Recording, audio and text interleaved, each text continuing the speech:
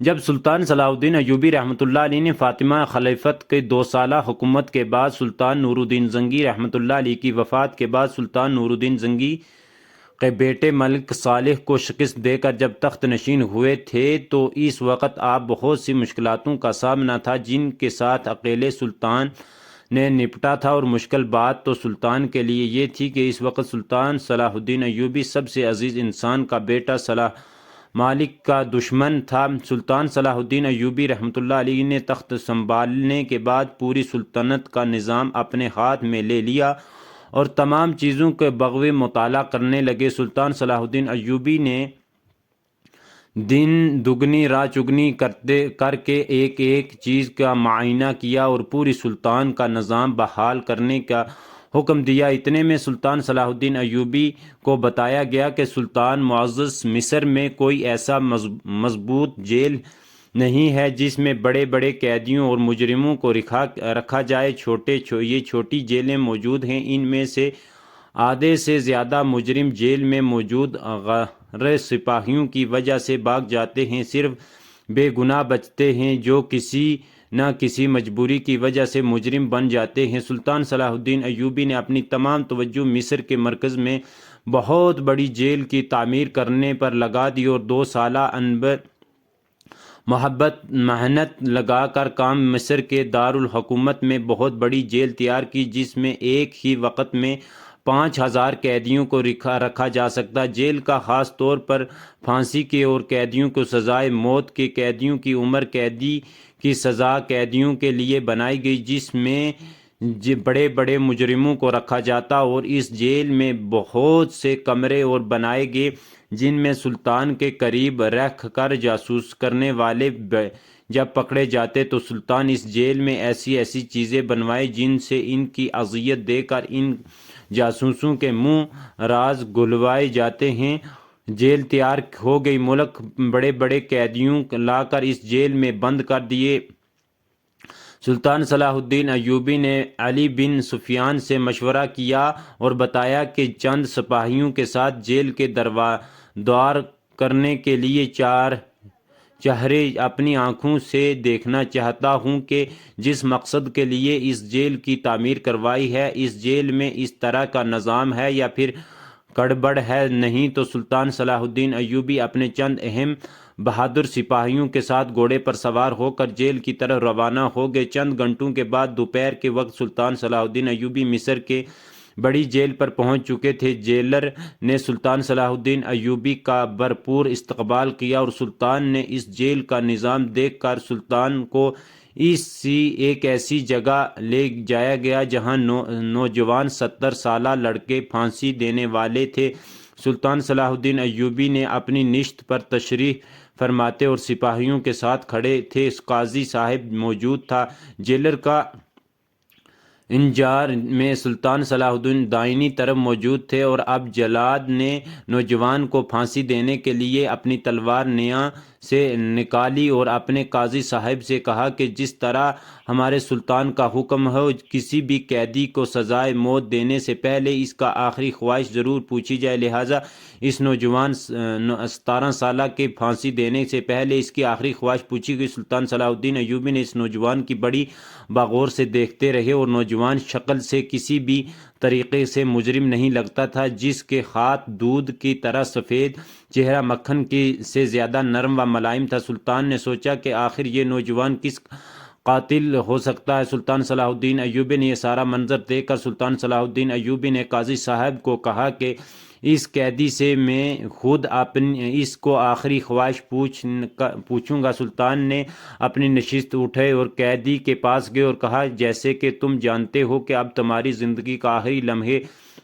چل رہے ہیں، تمہیں پھانسی ہونے والی ہے، لہٰذا تمہاری دلی کوئی آخری خواہش ہو تو بتائیے، اس کو پورے کی جائے گی، کوشش کی جائے گی۔ یہ دیکھ کر نوجوان مسکرانے لگا۔ اس کی مسکراہٹ کو دیکھ کر تمام لوگ حیران ہو گئے اور اس کے سر پر پھانسی کا پھندا لٹک رہا ہے اور یہ ہنس رہا ہے، لیکن نوجوان کی مسکراہٹ نے سلطان صلاح الدین ایوبی کو پریشانی میں ڈال دیا۔ سلطان صلاح الدین ایوبی کو اس کی مسکراہٹ میں تجسس پیدا رکھا۔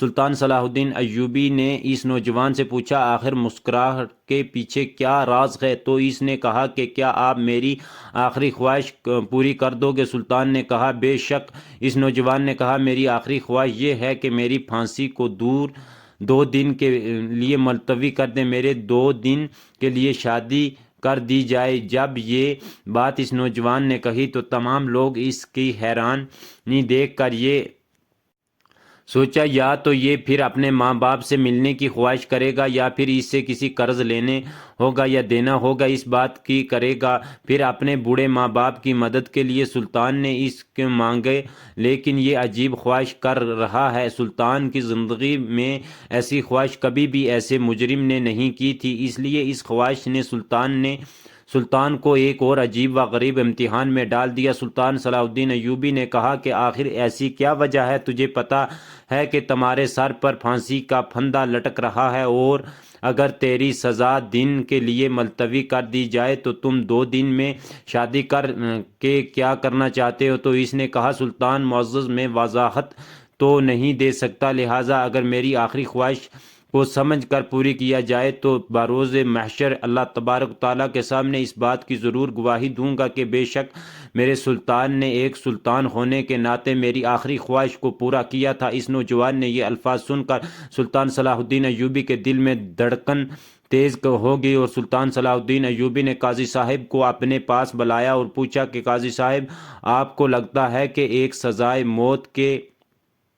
موت کے قیدی کو خون لڑکے شادی کرنے کے لیے تیار ہو جائے؟ قاضی صاحب مسکراہٹ کی اور پھر اس نوجوان کو بغور دیکھنے لگے۔ سلطان صلاح الدین ایوبی نوجوان کو مخاطب ہو کر پوچھا، تمہیں لگتا ہے کہ ایک قتل کے مجرم سے جس کے بعد سزائے موت ہونے والی ہے، وہ بھی 2 دن کے کیا اس کے کوئی ایسی لڑکی شادی کرے گی؟ اس نوجوان نے کہا، حضور میرے گاؤں میں جا کر اعلان کرو دو کہ شمس النساء 2 دن کے بعد پھانسی ہونے والی ہے، جو بھی لڑکی اس سے نکاح کرنا چاہتی ہے وہ جیل میں حاضر ہو جائے۔ اس کے بعد سلطان نے یہ بات عجیب لگی، لیکن آخر میں خواہش تھی، لہٰذا سلطان نے اس کو سپاہیوں کو حکم دیا کہ جا کر گاؤں میں اعلان کر دو کہ سلطان کے سپاہی اس وقت گاؤں کی طرف روانہ ہو گئے، اور جا کر پورے گاؤں میں یہ اعلان کر دیا کہ شمس النساء کو 2 دن کے بعد پھانسی ہونے والی ہے، ان 2 دنوں میں جو بھی لڑکی ان سے شادی کرنا چاہتی ہے وہ جیل میں حاضر ہو جائے۔ سلطان سپاہیوں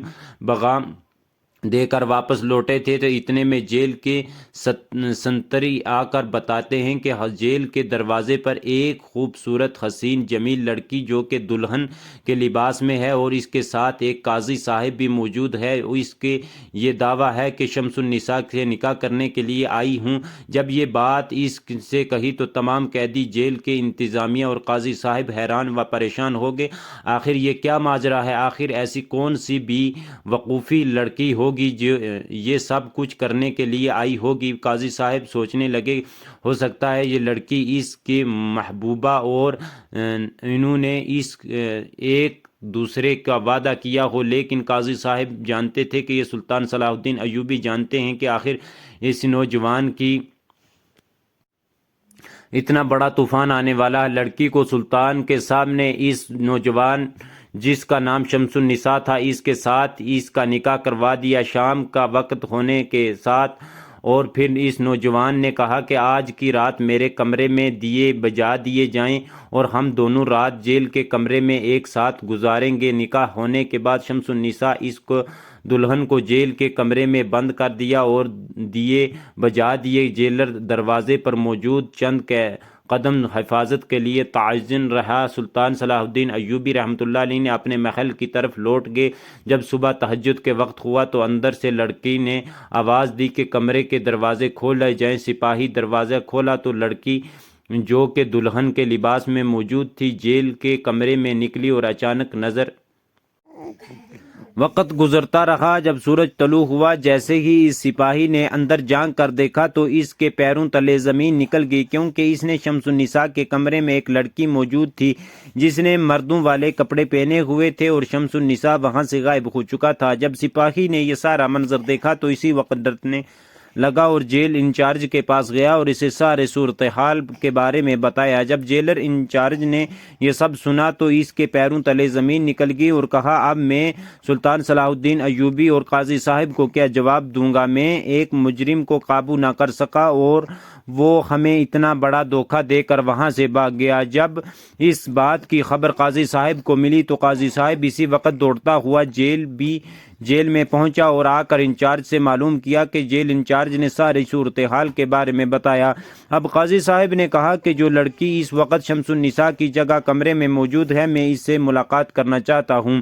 جیل کے انچارج قاضی صاحب کو اس لڑکی کے پاس لے گیا اور قاضی صاحب نے اس سے سوال کیا کہ یہ بات میں تمہیں اچھی طرح جانتا ہوں کہ ہم تمہیں شمس النساء کی جگہ پھانسی تو نہیں دے سکتے، لیکن تمہاری ساری زندگی اس جیل میں ہی گزرنی ہوگی کیونکہ تم نے ایک مجرم کو بھگانے میں اتنی بڑی مدد کی ہے۔ اس طرح کی محبت میں اپنی زندگی میں کبھی نہیں دیکھی۔ کیا تمہیں دیوانہ ہو یا پھر پاگل ہو؟ لڑکی نے کہنے لگی کہ اب جیسے مجھے لینے لگے، لیکن اب شمس النساء کے بارے میں سب لوگ غلط سوچ رہے ہیں کہ حتیٰ کہ سلطان صلاح الدین ایوبی نے بھی اس پر اعتماد نہ کیا۔ اتنی معصوم لڑکی اتنی چھوٹی سی عمر میں قتل کیسے کر سکتا ہے؟ اس بات کا اطلاع سلطان صلاح الدین ایوبی فوراً اس لڑکی کی عدالت میں حاضر ہونے کا حکم دیا اور قاضی صاحب نے سپاہی اور قاضی صاحب اس لڑکی کو لے کر سلطان کی عدالت میں حاضر ہو گئے۔ سلطان نے اس لڑکی کو پوچھا کہ آپ مجھے ساری صورتحال کے بارے میں بتائیے، آخر شمس النساء کس وجہ سے تمہاری زندہ میں اپنی جگہ چھوڑ کر گیا ہے؟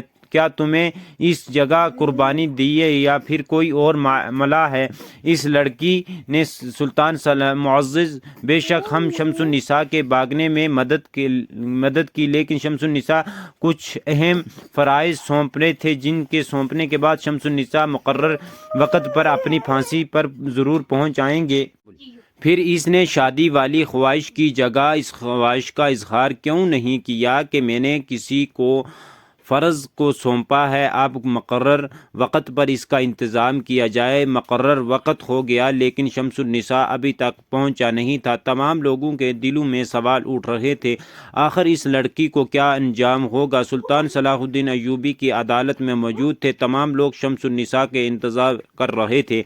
اگر شمس النساء مقرر وقت پر اپنے پھانسی کے وقت پر نہ پہنچے تو اس لڑکی کو کیا سزا ملے گی؟ کیا یہ لڑکی اپنی محبت کے بدلے میں قربان ہو جائے گی یا پھر شمس النساء واپس آ جائیں گا؟ کیونکہ تمام لوگوں کے دلوں میں یہی سوال تھا کہ کون ایسا عقل مند آدمی ہوگا جو ایک بار پھانسی سے بچ کر جائے اور دوبارہ گلے میں پھنٹ ڈالنے کے لیے آ جائے۔ لیکن شمس النساء کے پیچھے کوئی ہی کہانی نہ تھی۔ چند لمحے گزرے، شمس النساء دوڑتا ہوا عدالت میں حاضر ہوا اور آ کر کہا کہ میں اپنے مقرر وقت پر پہنچ چکا ہوں، لہٰذا میری بیوی کو باعزت رہا کیا جائے۔ جب سلطان صلاح الدین ایوبی رحمۃ اللہ علیہ نے اس کی حالت دیکھی تو اس کو ایک ٹھنڈا مشروبات پلانے کا حکم دیا۔ جب اس نے سانس بحال ہو گئے تو سلطان صلاح الدین ایوبی نے اسے سوال کیا کہ سب سے پہلی بات تو یہ کہ آخر تم نے ایسے کون سا فرض سونپا تھا جس کو سونپنے کے بغیر تم اپنی موت کو گلے نہیں لگا سکتے تھے؟ دوسری بات یہ کہ تم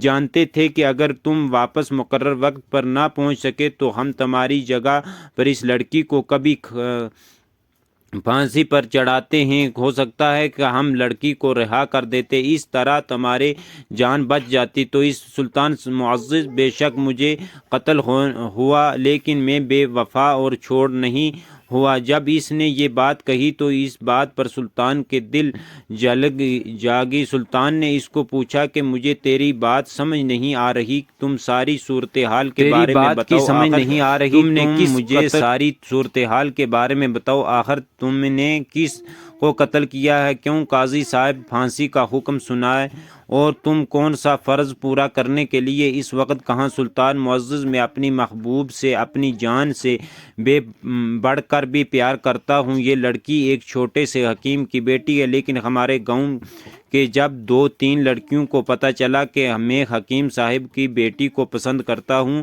تو وہ حسد حکیم صاحب کی بیٹی کو بری بری نظروں سے دیکھنے اور ہر روز اس کی تنگ کرتے، حتیٰ کہ بات یہاں تک پہنچی کہ ایک دفعہ حکیم صاحب اپنے طبی خانے میں مریضوں کو ہجوم کی وجہ سے لیٹ پہنچے تو اس تینوں نے موقع پا کر صاحب کے گھر کے گھس گئے اور حکیم صاحب کی بیٹی کی عزت پر حملہ کر دیا۔ لیکن میری خوشی قسمتی تھی کہ میں کسی کام کی وجہ سے اس وقت حکیم صاحب کے گھر کے پاس سے گزر رہا تھا۔ جب میں نے حکیم صاحب کی بیٹی سے چیخنے کی آواز سنی تو دوڑتا ہوا اس کے گھر میں داخل ہو گیا۔ 3 نوجوان حکیم صاحب کی بیٹی کو گھیرے ہوئے ہیں۔ میں نے ان سے کہا تم ابھی اور اس وقت اس کی چھوڑ کر چلے جاؤ ورنہ انجام برا ہوگا۔ نوجوان تینوں نے خود کو مجھ پر غالب ہوا سمجھا کہا ہم نہیں جا رہے، تم کیا کر لو گے؟ میں نے انہیں بہت سمجھانے کی کوشش کی تم یہاں سے چلے جاؤ، الٹے انہوں نے مجھ پر قتل کرنے کے لیے حملہ کیا۔ حکیم صاحب کی بیٹی کپڑے پھاڑنے لگی۔ جب میں نے صورتحال ہاتھ سے جاتے ہوئے دیکھی تو میں نے اسی وقت ایک خنجر نکالا تو ان تینوں کو اسی وقت قتل کر دیا، اور میں نے اپنی جان بچا کر خاطر حکیم صاحب کی بیٹی کی عزت کی خاطر میں نے ان تینوں کو قتل کر دیا، اور اس بات کی تمام گاؤں والے گواہ تھے۔ لہٰذا قاضی صاحب نے 3 آدمیوں کو قتل کے جرم میں مجھے پھانسی کی سزا سنائی تھی۔ یہ سن کر سلطان کو بڑا حیران اور پریشان ہو گئے۔ پھر سلطان نے اس سے پوچھا کہ آخر ایسی کون سا فرض تھا جو تم سونپے ہوئے تو اس آخری خواہش کے طور پر بھی بتاتے تو اس کی طرف سے پورا کیا جا سکتا تھا۔ اس نے کہا نہیں سلطان معزز، ایسی بات نہیں ہے، میں نے حوالے سے کسی پر بھی اعتماد نہیں کر سکتا۔ سلطان نے کہا کیسے؟ اس نے کہا کہ سلطان معزز، ہمارے گاؤں میں ایک بوڑھیا عورت رہتی تھی اور اس کی ایک نوجوان حسین و جمیل بیٹی تھی۔ اس بوڑھی عورت نے ساری زندگی جمع پونجی کر کے اس بیٹی کے لیے زیورات جمع سونے سکے بنا کر رکھے ہوئے تھے جو ڈاکوں کے خطرے کی وجہ سے اس نے امانت مجھے دی تھی، اور اس امانت کو میں نے جنگل میں جا کر چھپا دیا تھا۔ لہٰذا مجھے کسی پر اعتماد نہیں تھا کہ اگر میں کسی کو اس کے بارے میں بتاؤں گا تو وہ صحیح سلامت امانت بوڑھی کو پہنچائے گا۔ اس لیے میں نے پوچھا کہ میں مرنا چاہتا تھا، اس بوڑھی کی امانت تک اس پہنچ جنگل سے وہ سونے کے سکے اور زیورات نکالے اور بوڑھی عورت کے حوالے کرتے ہوئے اس سے خدا حافظ کہہ کر وہاں سے چل آیا۔ جب سلطان نے ساری بات سنی تو سلطان صلاح الدین ایوبی نے قاضی صاحب کو کہا کہ قانون تم نے